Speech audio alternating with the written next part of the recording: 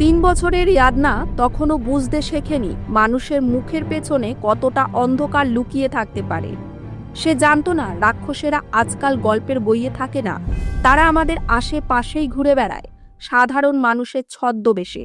আর সেই কারণেই আজ মহারাষ্ট্রের মালগাঁওয়ের একটি ছোট্ট গ্রাম ডোংরালে আগুন জ্বলছে। মানুষের চোখে জল, হৃদয়ে ব্যথা, আর রেগে কাপা কণ্ঠে একটাই স্লোগান, ফাঁসি চাই, ফাঁসি চাই। এক গরিব পরিবারের ছোট্ট মেয়ের জন্য ন্যায়ের এই লড়াই আজ পুরো গ্রামের লড়াই। মেইন স্ট্রিট মিডিয়া যেখানে চোখ ফেরায়, মানুষ সেখানে নিজের রক্ত দিয়ে সত্যকে তুলে ধরছে। ডোংরালে মাত্র 2000 মানুষের একটা ছোট্ট গ্রাম, বেশিরভাগই কৃষক, দিনমজুর। সকাল থেকে রাত পর্যন্ত খেটে চলে সংসার। এই গ্রামেই থাকতো 3 বছরের ইয়াদনা। তার বাবা ছিলেন ফটোগ্রাফার, মা সামলাতেন 2টো সন্তানকে, ইয়াদনা আর তার 1 বছরের ছোট বোন। 16ই নভেম্বর 2025 বিকেল 3টে নাগাদ ইয়াদনা রোজকারের মতো বারান্দায় খেলছিল। বাড়ির ভিতরে মা, দিদা আর আন্টি ছোট বোনটাকে দেখছিলেন। হঠাৎ তারা বুঝতে পারলেন শেষ কয়েক মিনিটে ইয়াদনার খেলার শব্দ নেই। ভেবেছিলেন হয়তো পাশেই আছে, কিন্তু 30-40 মিনিট কাটার পরও যখন ইয়াদনা ফিরল না, তখন তাদের বুকের ভেতরে ভয় ঢুকে গেল। বাবা তখন কাজের বাইরে।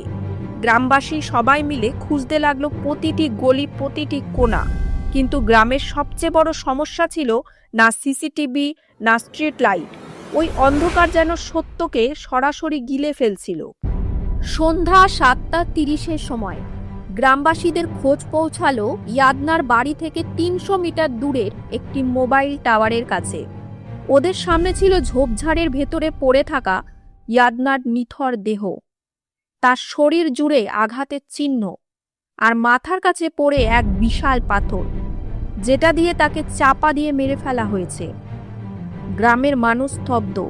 একটু আগেও মেয়েটি খেলছিল, আর এখন মাত্র 300 মিটার দূরের লাশ, মানে খুনি এই গ্রামেরই কেউ। পুলিশ আশেপাশের বাচ্চাদের জিজ্ঞাসা করতেই চমকে ওঠার মতো তথ্য মিলল। ওরা বলল, একটা আঙ্কেল ইয়াদনাকে চকলেট দিতে নিয়ে গিয়েছিল।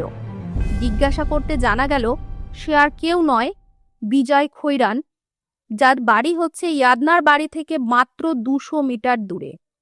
সে পেশায় ছিল দৈনিক মজুর, স্ট্যাটাস অবিবাহিত, স্বভাব চুপচাপ, সবার সঙ্গে মিলেও রহস্যময়। আর আশ্চর্যের বিষয় হচ্ছে এটা যে যখন ইয়াদনাকে পুরো গ্রাম খোঁজাখুঁজি করছিল, তখন বিজয়ও ইয়াদনাকে খোঁজার অভিনয় করছিল। রাত 8:30-এ পুলিশ তাকে ধরে নিয়ে গেল মালগাঁও তালুক থানায়। জিজ্ঞাসাবাদের পর যখন সত্য বেরিয়ে এলো, সেটা শুনে পুলিশের গায়েও কাটা দিল। কারণ মাসখানেক আগে ইয়াদনার বাবার সঙ্গে বিজয়ের ঝগড়া হয়েছিল, আর সেই বদলা নেওয়ার জন্য সে বেছে নেয় একটা নিষ্পাপ 3 বছরের শিশুকে। মদে মাতাল অবস্থায় বিজয় ইয়াদনাকে দেখে মাথায় আসে শয়তানির চিন্তা। চকলেটের প্রলোভন দেখিয়ে সেই ইয়াদনাকে নিয়ে যায় নিজের বাড়ির পাশের এক ফাঁকা জায়গায়। এরপর সে যা করেছে তা শব্দে প্রকাশ করা অসম্ভব। এমন নারকীয় নির্যাতন, এমন বর্বরতা, যা শুনে মানুষ দানব, শয়তান, রাক্ষস সব শব্দকেই ছোট মনে করবে। ইয়াদনার চিৎকার কেউ শুনতে পায়নি, কারণ সবকিছু হয়েছিল বিজয়ের বাড়ির ভেতর।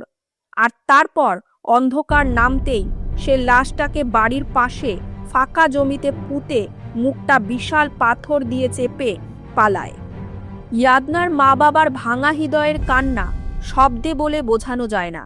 একটা বাড়ি, একটা ঘর, একটা ছোট্ট বিছানা, কয়েকটা খেলনা, সব আগের মতোই আছে, কিন্তু ইয়াদনা নেই।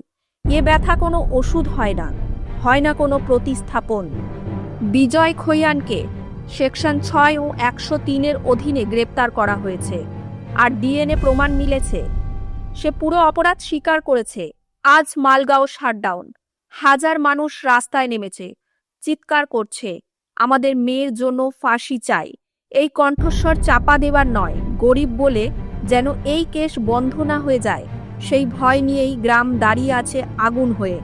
আমরা শুধু একটাই অনুরোধ করব, এই ভিডিওটাকে যত বেশি শেয়ার করতে পারেন করুন, কারণ আমরা চুপ থাকলে আজকে বিজয়ের মতো নরপিচাসরা আরও সাহস পাবে। ন্যায়ের কণ্ঠস্বর যেন সবার কানে পৌঁছায়, এটাই আমাদের দায়িত্ব।